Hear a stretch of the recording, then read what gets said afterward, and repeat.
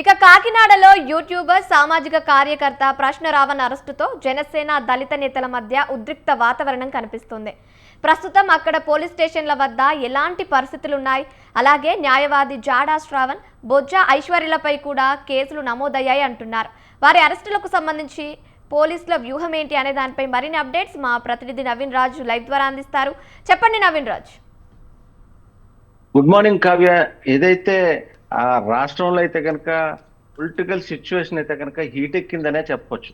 ఎందుకంటే రాష్ట్రంలోన అంటే రాష్ట్ర ముఖ్యమంత్రి కావచ్చు, ఉప ముఖ్యమంత్రి కావచ్చు, వీరి మీద అయితే కనుక దళిత సంఘాల నాయకులు అలాగే కొంతమంది యూట్యూబర్స్ కూడా కొన్ని అనుచిత వ్యాఖ్యలు చేసిన నేపథ్యంలో అయితే కనుక అనేక కేసులు అయితే నమోదైన పరిస్థితి ఉంది. ముఖ్యంగా చూస్తే తెలంగాణకు చెందిన యూట్యూబర్ కృష్ణ రావణ్ అయితే కనుక 3 రోజుల క్రితం పిఠాపురం నుంచి పోలీసులు అయితే వెళ్ళి తెలంగాణలో అతన్ని అరెస్ట్ చేసి తీసుకురావడం అయితే జరిగింది. దీనితో ఈ కాకినాడ జిల్లాలో అయితే కనుక చాలా ఉద్రిక్త పరిస్థితులు అయితే చోటు చేసుకున్నాయని చెప్పొచ్చు. అయితే ఇప్పటి వరకు 3 రోజులు ఆయన అయితే కనుక కాకినాడలోనే ఉంచాల్సి వచ్చింది. అయితే ఒకటిగా అంటే ఈ కేసు విషయంలో చూస్తే నాటకీయ పరిణామాలు అయితే చోటు చేసుకున్నాయి. అంటే ఈ రావణ మీద ఆ రోజుకొక కేసు చొప్పున అయితే నమోదు అవుతున్న పరిస్థితుల్లో ఎక్కడైతే కోర్టు నుంచి అయితే మేజిస్ట్రేట్ దగ్గర తీసుకెళ్లారు, మేజిస్ట్రేట్ దగ్గర బెయిల్ వచ్చినప్పటికీ మరో కేసులు అయితే అరెస్ట్ చేసిన పరిస్థితి. ఇప్పటి వరకు కూడా 3 రోజుల్లో 3 కేసులు అయితే ఆయన మీద వెలుగు చూసిన పరిస్థితి ఉంది. ఏదైతే ఆ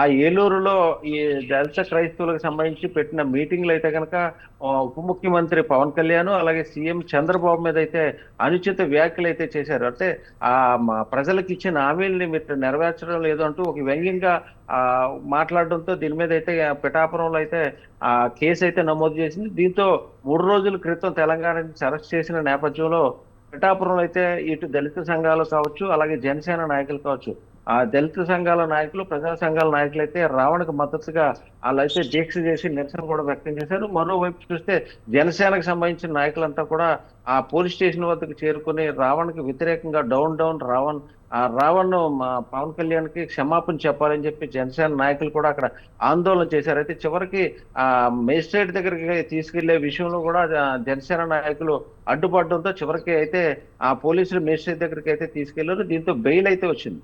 కానీ మరలా 2005లో ఏదైతే కుల వివక్షకు సంబంధించి రావణ్ చేసిన వ్యాఖ్యల నేపథ్యంలో 2005లోనే ఆ గొల్లపురం పోలీస్ స్టేషన్ అయితే కేసు కూడా నమోదు చేశారు. వెంటనే ఈ కేసుకు సంబంధించి పోలీసులు కూడా అరెస్ట్ చేసిన ఆ పరిస్థితి ఉంది. దీంతో ఆ కాకినాడ సర్పవరం పోలీస్ స్టేషన్ కి అయితే నిన్నంతా తీసుకొచ్చారు. నిన్న కూడా కాకినాడలో పక్కనే ఆ బొజ్జ ఐశ్వర్య ఏదైతే ఆ సామాజిక కార్యకర్తగానే బొజ్జ ఐశ్వర్య కూడా పవన్ కళ్యాణ్ మీద ఆరోపణలు తీవ్ర స్థాయిలో బూతులతో ఆరోపణలు చేయడంతో ఆమె ఇంటి ముందు అయితే జనసేన నాయకులు కూడా ఆందోళన అయితే వ్యక్తం చేశారు.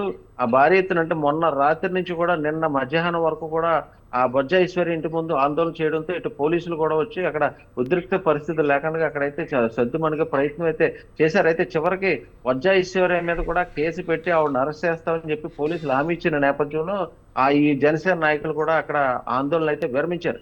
అయితే నిన్న సాయంత్రం ఈ ప్రశ్న రావణ్ణి కోర్టుకి తీసుకెళ్ళడానికి పోలీసులు ప్రయత్నం చేసినప్పటికీ జనసేన నాయకులు కూడా అధిక సంఖ్యలో కూడా గుమ్మిగూడి ఆ ప్రశ్న రావణ్ మాకు అప్పగించాలని చెప్పి నినాదాలు చేయడం, ఆ వెహికల్స్ కి అడ్డుగా కూడా నిలబడడం. చివరికి పోలీసులు అయితే కనుక వాళ్ళకి సమాధానం చెప్పకపోవడంతో కోడిగుడ్లతో ఈ వెహికల్స్ మీద కూడా దాడి చేసిన పరిస్థితి ఉంది. చివరికి నిన్న రాత్రి అయితే 4 గంటలకు మేజిస్ట్రేట్ దగ్గరికి అయితే రావణ్ అయితే పోలీసులు తీసుకెళ్లారు.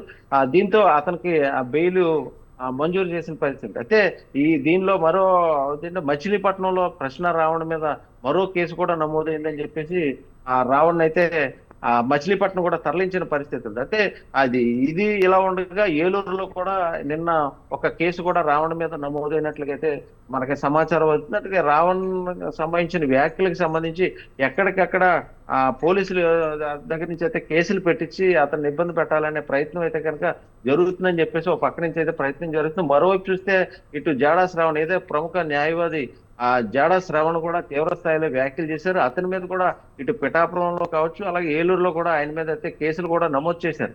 దీంతో ఈ జాడా శ్రావణ్ కూడా అరెస్ట్ చేసే అవకాశాలు ఉన్నాయని అయితే చెప్తుంది. అయితే మొన్న కూడా పిఠాపురంలో కూడా జాడా శ్రావణ్ తీవ్ర స్థాయిలో వ్యాఖ్యలు చేయడం, అతని మీద కూడా మరలా ఆ కేసులు కూడా పెట్టిన పరిస్థితి ఉంది. అయితే ఓ పక్క నుంచి చూస్తే ఇటు ఎవరైతే యూట్యూబర్స్ కావచ్చు, సామాజిక కార్యకర్తలు కావచ్చు, అలాగే న్యాయవాది కావచ్చు, వీరంతా కూడా తీవ్ర స్థాయిలో వ్యాఖ్యలు చేయడం, కేసులు నమోదు చేయడం, దీంతో పోలీసులు కూడా వీరి మీద అరెస్ట్ చేసేందుకు ప్రయత్నం చేయడం. దీంతో అయితే కనుక ఈ రాష్ట్రంలో ఒక హీట్ కొనసాగుతుందని చెప్తే పొలిటికల్ హీట్ అయితే హీట్ ఎక్కుతుందని చెప్పొచ్చు.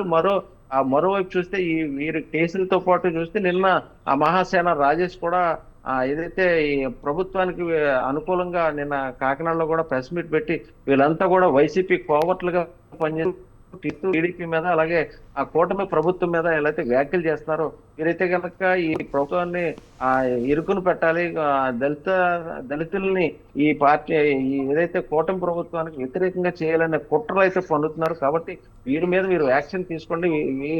ఏదైతే జాడ శ్రావణ్ కుమార్ కావచ్చు, ప్రశ్న రావణ్ కావచ్చు, అలాగే బొజ్జ ఐశ్వర్య కావచ్చు, ముగ్గురు కూడా కుట్రపూరితంగా ఈ ప్రభుత్వం మీద దాడి అయితే చేస్తున్నారు, వ్యక్తిగత దాడి చేస్తున్నారు.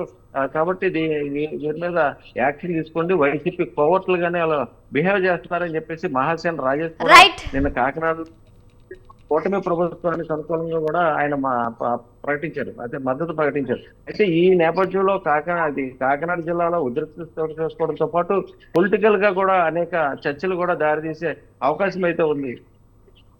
Thank you.